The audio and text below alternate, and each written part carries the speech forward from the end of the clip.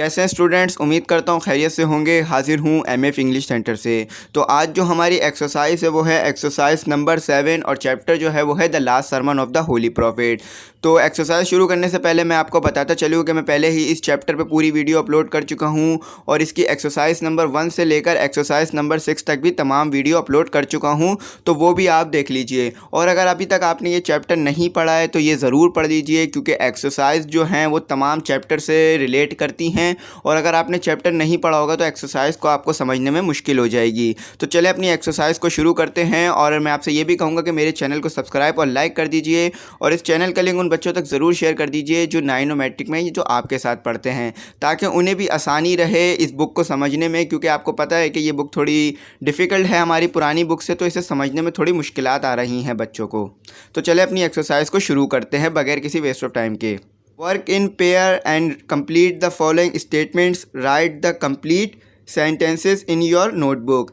देखिए स्टूडेंट्स, इसमें हमें कहा जा रहा है कि 2 ग्रुपों में काम करें और जो हमें स्टेटमेंट्स दिए हुए ना उन्हें पूरा करें। यानी हमें एक फिंगर ब्लैंक्स के तौर पे स्टेटमेंट्स दी हुई हैं, आधा उन्होंने लिख दिया है और आधा नहीं लिखा है, तो आधा जो है वो आपने लिखना है। और ये ब्लैंक्स में जो है जो आंसर आएंगे वो काफ़ी बड़े होंगे, तो इसलिए मैंने ब्लैंक्स यहाँ पर सॉल्व नहीं की है।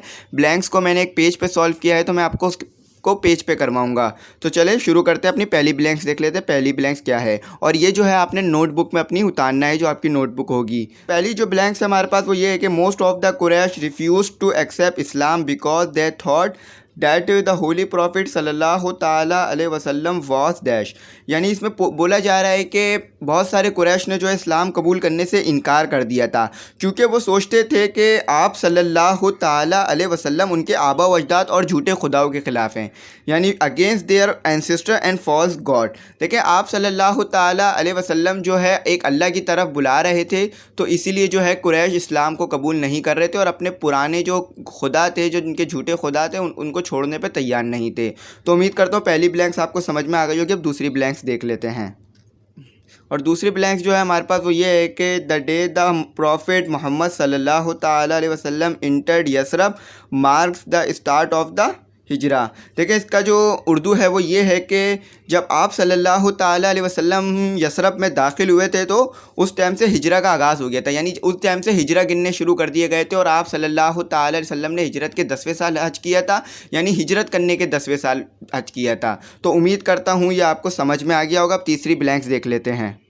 स्टूडेंट तीसरी जो ब्लैंक्स हमारे पास वो ये है कि द होली प्रॉफिट सल्लल्लाहु ताला अलैहि वसल्लम invited the leaders of all the communities living in Medina to discuss. इसमें स्टूडेंट बोला जा रहा है कि इसकी जो उर्दू है वो ये है कि आप सल्लल्लाहु ताला अलैहि वसल्लम ने बुलवाया उन तमाम रहनुमाओं को, यानी उन कम्युनिटीज़ जो वहाँ पर रहती थी, जो गैर मुस्लिम थी, उन तमाम के रहनुमाओं को बुलाया। तो क्यों बुलाया था आप सल्लल्लाहु ताला अलैहि वसल्लम ने? द मैटर ऑफ मदीना, यानी जो मदीना के जो मामलात थे उसके ऊपर डिस्कशन करने के लिए बुलाया था कि चार्टर ऑफ मदीना बनाया जाए जिसके बाद लड़ाई ना हो मुसलमान और नॉन मुस्लिम में। क्योंकि जब हिजरत की आप सल्लल्लाहु ताला अलैहि वसल्लम ने तो ये ख़तरा पैदा हो गया था कि मुसलमान और नॉन मुस्लिम में जो है वो लड़ाई हो सकती है। तो उम्मीद करता हूँ तीसरी ब्लैंक्स आपको समझ में आ गया होगा। इसका जो आंसर है वो है द मैटर ऑफ मदीना। तो पहले ही मैं आपको बता चुका हूँ कि चैप्टर पढ़ना बहुत ज़रूरी है। अगर आपने चैप्टर नहीं पढ़ा है तो आपको ब्लैंक्स समझने में और चीज़ें समझने में मुश्किल होंगी। तो चलें अब अपनी चौथी ब्लैंक्स को देख लेते हैं। स्टूडेंट चौथी जो ब्लैंक है हमारे पास वो ये है कि the 3 main points of the charter of Medina were. इसमें हमें पूछा जा रहा है कि चार्टर ऑफ मदीना के 3 मेन पॉइंट कौन से थे। तो चले मैं आपको पेज पे दिखा देता हूँ कि चार्टर ऑफ मदीना के 3 मेन पॉइंट जो थे वो कौन से थे। तो स्टूडेंट चार्टर ऑफ मदीना के जो 3 मेन पॉइंट थे उसमें से सबसे पहला ये था कि फ्रीडम ऑफ रिलीजियस, यानी तमाम जो मदीने के रहने वाले हैं उन सबको मजहबी आज़ादी हासिल होगी। और दूसरा जो था वो ये था कि prohibited any aligns with the outside enemies, यानी जो भी अलाइंस बनेगा मदीने से बाहर उसको रोका जाएगा, यानी जो भी दुश्मन होगा जो मदीने पर हमला करने आएगा उसे रोका जाएगा और तमाम मदीने वाले मिलकर इसका मुकाबला करेंगे। और तीसरा जो था वो ये था कि any dispute would be referred to prophet Muhammad सल्लल्लाहु ताला अलैहि वसल्लम फॉर सेटल्ड, यानी जो भी बहस होगी या जो भी मसाइल होगा वो आप सल्लल्लाहु ताला अलैहि वसल्लम के पास लेके जाया जाएगा और आप सल्लल्लाहु ताला अलैहि वसल्लम उसे सॉल्व करेंगे। क्यों? क्योंकि आप सल्लल्लाहु ताला अलैहि वसल्लम सादिक और अमीन थे और आप सल्लल्लाहु ताला अलैहि वसल्लम पर सिर्फ मुसलमान ही ये ईमान नहीं रखते थे कि आप सादिक और अमीन हैं, बल्कि काफिर भी ये ईमान रखते थे सादिक और अमीन हैं आप सल्लल्लाहु ताला अलैहि वसल्लम। इसीलिए काफिर जो हैं अपनी अमानतें आप सल्लल्लाहु ताला अलैहि वसल्लम के पास रखवाते थे और जब कोई मसले मसाइल पेश आ जाते थे तो आप सल्लल्लाहु ताला अलैहि वसल्लम से ही राय लिया करते थे, क्योंकि आप सल्लल्लाहु ताला अलैहि वसल्लम सादिक थे और सच बोलते थे हमेशा। तो उम्मीद करता हूँ चौथा आपको समझ में आएगा। पांचवा देख लेते हैं स्टूडेंट्स। पांचवी जो ब्लैंक्स है हमारे पास वो ये है कि in order to strengthen the position of the Muslims in Medina the holy prophet सल्लल्लाहु ताला अलैहि वसल्लम टुक 3 मेजर स्टेप्स विच वर। इसमें पूछा जा रहा है कि आप सल्लल्लाहु ताला अलैहि वसल्लम ने मुसलमानों की जो पोजीशन थी मजबूत करने के लिए मदीना में 3 स्टेप्स लिए थे, 3 मेजर स्टेप्स लिए थे, वो क्या है? तो चले मैं आपको दिखा देता हूँ पेज पे कि वो क्या थे। तो स्टूडेंट्स उन 3 स्टेप्स में से जो पहला स्टेप था वो ये था कि he draw up the constitution of Medina known as charter of Medina.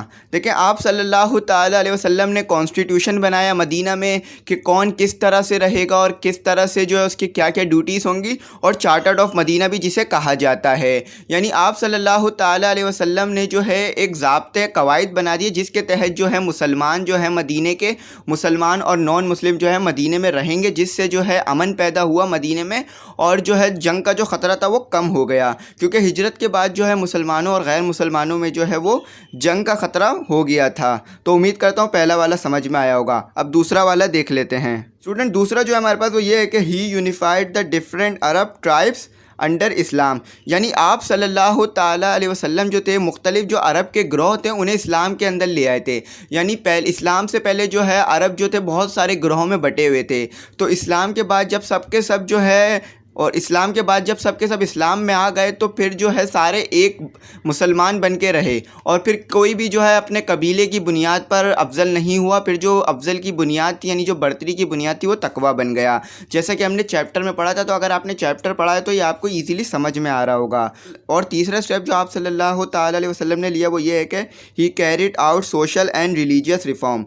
यानी आप सल्लल्लाहु ताला अलैहि वसल्लम ने माशरती और मज़हबी जो है रिफॉर्म्स किए। यानी माशरती रिफॉर्म्स ये होते हैं कि जो ज़िंदा दफना दिया जाता था लड़कियों को, उसको ख़त्म किया आप सल्लल्लाहु ताला अलैहि वसल्लम ने। बेटी का जो था वो रुतबा बढ़ाया और जो गलत जो उनके अंदर तरीक़े बसे हुए थे जैसे बढ़तरी की बुनियाद सिर्फ खून और पैसा था उसको ख़त्म किया। और मज़हब जो यानी उनके जो बहुत सारे खुदा थे उसको ख़त्म किया, सिर्फ एक अल्लाह की तरफ सबको बुलाया। तो ये सब आप सल्लल्लाहु ताला अलैहि वसल्लम ने रिफॉर्म्स किए, जिसके बाद जो थे एक अरब जो थे एक मुअज़्ज़ज़ कौम बन गई। तो उम्मीद करता हूँ आपको पांचवा समझ में आएगा। फिर भी कोई क्यूरी डिफ़िकल्टी या गलती हो गई हो तो कमेंट सेक्शन में मैसेज कर दीजिएगा। तो चलिए अब अपना छठी ब्लैंक्स को देख लेते हैं स्टूडेंट। छठी जो ब्लैंक्स है हमारे पास वो ये है कि the farewell pilgrimage of the holy prophet सल्लल्लाहु ताला अलैहि वसल्लम is an important event for the Muslim because. इसमें कहा जा रहा है कि जो आप सल्लल्लाहु ताला अलैहि वसल्लम का आखिरी हज था वो मुसलमानों के लिए बहुत ज़्यादा इम्पॉर्टेंट रखता है। अब इसकी क्या वजह है ये हम अपने देख लेते हैं। तो स्टूडेंट्स जो हमारे पास छठी ब्लैंक्स थी उसके भी जो है हमारे पास 3 आंसर बनते हैं। और जो पहला आंसर है वो ये है कि it was the first and the last pilgrimage made by prophet Muhammad सल्लल्लाहु ताला अलैहि वसल्लम। ये आखिरी हज जो था वो आप सल्लल्लाहु ताला अलैहि वसल्लम का इसीलिए इम्पोर्टेंट था क्योंकि ये आप सल्लल्लाहु ताला अलैहि वसल्लम का आखिरी हज था और इस हज में जो है आप सल्लल्लाहु ताला अलैहि वसल्लम ने अपना लास्ट सरमन दिया था। तो ये इस वजह से जो था ये हज बहुत ज़्यादा इंपॉर्टेंट था। स्टूडेंट दूसरी जो वजह थी इस हज को इम्पोर्टेंट बनाने की वो ये थी कि he thought Muslims how to perform Hajj. यानी इस हज में जो है आप सल्लल्लाहु ताला अलैहि वसल्लम ने मुसलमानों को बताया था कि हज किस तरह से करना है।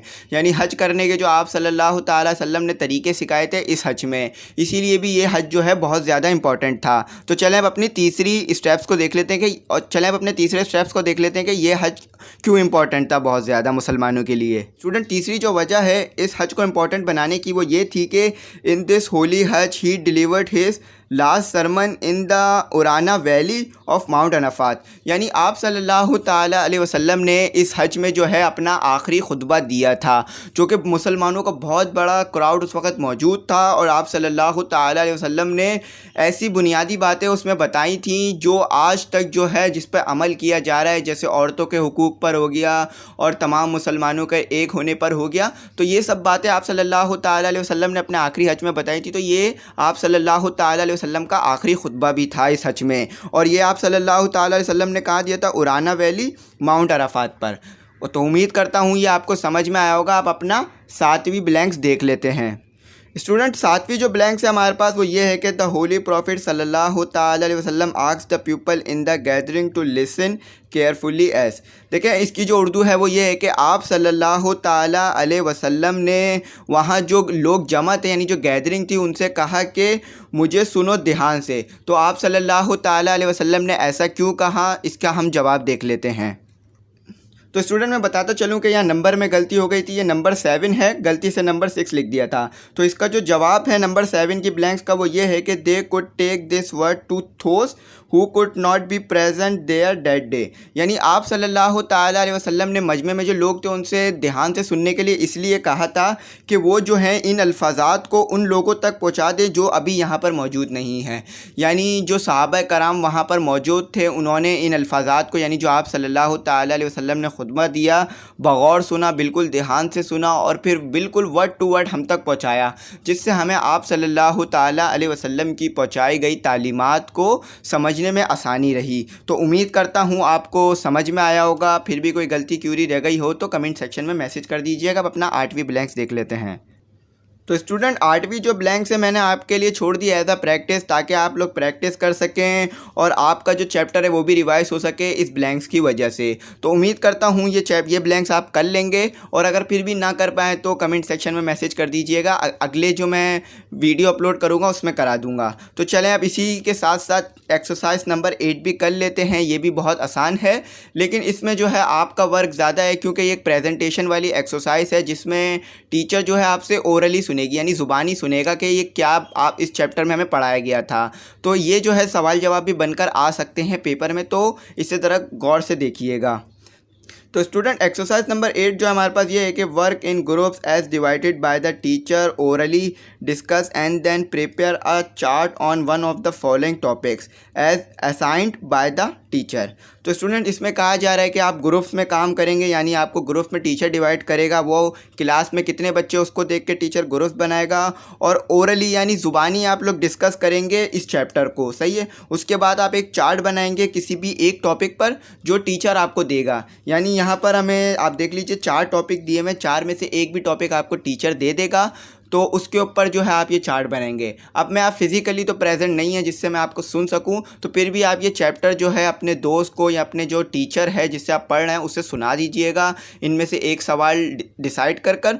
तो चार्ट किस तरह बनाना है, मैंने पहला वाला टॉपिक सेलेक्ट किया, उस पर मैं आपको चार्ट बना के दिखा देता हूँ क्योंकि एक टॉपिक पर चार्ट बनाने को कहा है। अगर आपका टीचर किसी और टॉपिक पर चार्ट बनाने को कहता है तो आप वो बना लीजिएगा। तो पहले वाले टॉपिक पर चार्ट देख लेते हैं कैसे बनेगा। तो पहला टॉपिक जो है हमारे पास वो ये है कि the principle that the holy prophet सल्लल्लाहु ताला अलैहि वसल्लम followed after migrating to Medina so that Muslims and non Muslim could live in peace and harmony. तो स्टूडेंट सवाल बहुत आसान है, हम पहले भी बहुत बार कर चुके हैं कि वो उसूल पूछे जा रहे हैं जो आप सल्लल्लाहु ताला अलैहि वसल्लम ने माइग्रेशन के बाद बनाए, जिससे मुसलमान और गैर मुसलमान जो थे वो अमन और सलामती से रह सके। तो वो कौन से उसूल थे, तो मैं आपको ज़ुबानी भी बताता चलूँ कि इसका जवाब आपको ज़ुबानी भी देना है। तो वो ये उसूल थे कि आप सल्लल्लाहु ताला अलैहि वसल्लम ने तमाम को मज़हबी आज़ादी हासिल दे दी, और आप सल्लल्लाहु ताला अलैहि वसल्लम ने कहा कि जो भी बाहर से लड़ने के लिए आएगा, यानी जो भी मदीना से बाहर से हम पे कोई हमला करता है तो सब मिलकर उसका मुकाबला करेंगे, और आप सल्लल्लाहु ताला अलैहि वसल्लम जो है तमाम डिस्प्यूट को सेटल करेंगे। तो इसको जो है हम एक बार चार्ट के तौर पे भी देख लेते हैं कि इसका चार्ट किस तरह बनेगा। तो उम्मीद करता हूँ ओरली आपको समझ में आ गया होगा। अब चार्ट देख लेते हैं। तो स्टूडेंट आपके सामने चार्ट मौजूद है, जो चार्ट इस टॉपिक पे बनाया गया कि आप सल्लल्लाहु ताला अलैहि वसल्लम ने माइग्रेशन के बाद कौन से उसूल अपनाए थे मुसलमान और नॉन मुसलमान के दरमियान। तो ये जो मैंने लिखा है मैं पढ़ देता हूँ। द होली प्रॉफिट सल्लल्लाहु ताला अलैहि वसल्लम followed the 3 steps after migration for peace in Medina. इसकी जो उर्दू है वो ये कि आप सल्लल्लाहु ताला अलैहि वसल्लम ने 3 स्टेप्स बनाए थे या 3 स्टेप्स फॉलो किए थे माइग्रेशन के बाद, हिजरत के बाद, अमन के लिए मदीना में। यानी 3 स्टेप आप सल्लल्लाहु ताला अलैहि वसल्लम ने ऐसे बना दिए थे जिससे जो है अमन कायम हो गया था मदीना में। और वो 3 जो हैं उनमें से पहला स्टेप जो था वो ये था कि freedom of religious to both Muslim and non Muslim. तो मैं आपको ओरल में भी ये बता चुका था कि तमाम मुसलमान और गैर मुसलमान को जो है फ्रीडम हासिल होगी, यानी मजहबी आज़ादी। तो कोई किसी भी मज़हब पे चाहे तो वो अमल कर सकता है। स्टूडेंट, दूसरा स्टेप जो है वो ये है कि मुस्लिम and non Muslim prohibited any alliance with the outside enemies. यानी मुसलमान और नॉन मुसलमान जो है वो मिलकर जो है तमाम जो जंग करने के लिए आएंगे मदीना पर, उनको रोका जाएगा और उसे ख़त्म किया जाएगा, जिससे मदीने में अमन व इंसाफ कायम रहे। तीसरा स्टेप जो आप सल्लल्लाहु ताला अलैहि वसल्लम ने लिया था वो ये था कि the holy profit would settled any dispute between both Muslim and non मुस्लिम। यानी आप सल्लल्लाहु ताला अलैहि वसल्लम जो भी लड़ाई होगी, चाहे वो मुसलमानों के दरमियान हो या गैर मुस्लिमों के दरमियान लड़ाई या बहस हो, वो आप सल्लल्लाहु ताला अलैहि वसल्लम सॉल्व करेंगे। क्यों? क्योंकि आप सल्लल्लाहु ताला अलैहि वसल्लम सादिक व अमीन थे। देखिए, तमाम एक्सरसाइज जो है चैप्टर से रिलेट करती हैं, इसीलिए एक एक सी बात बार बार दोहराई गई है। क्यों? क्योंकि आपको जो है बार बार एक ही बात दोहराई जाए जो आपको चैप्टर ज़्यादा से ज़्यादा समझ में आए। फिल द ब्लैंक्स में भी इसी तरह के कुछ ब्लैंक्स थे और टॉपिक्स में भी इसी तरह के कुछ ब्लैंक्स हैं। तो आगे पीछे जब आपने एमसीक्यूज़ किए और जो आपने मैच द कॉलन किया उसमें भी कुछ इसी तरह की बातें लिखी हुई थी। तो उम्मीद करता हूँ ये चैप्टर आपको समझ में आया होगा और ये एक्सरसाइजेज भी समझ में आई होंगी। तो चैप्टर नंबर 1 यानी यूनिट 1.1 की तमाम एक्सरसाइज हो चुकी हैं। जो रीडिंग का जो हमारे पास हिस्सा था, जो रीडिंग का जो हमारे पास सेक्शन था, वो पूरा कंप्लीट हो चुका है, जिसकी तमाम वीडियोस भी अपलोड हो चुकी हैं ऑलरेडी। और वो भी देख लीजिएगा और कमेंट ज़रूर कीजिएगा अगर कोई गलती क्यों रही है, डिफ़िकल्टी रह गई हो। और आखिरी में कहूँगा कि चैनल को सब्सक्राइब और लाइक ज़रूर कीजिएगा और ज़रूर शेयर भी कीजिएगा ताकि उन बच्चों का भी भला हो सके जो नाइनो मैट्रिक में हैं। तो थैंक्स फॉर वॉचिंग। अपना बहुत ख्याल रखिएगा।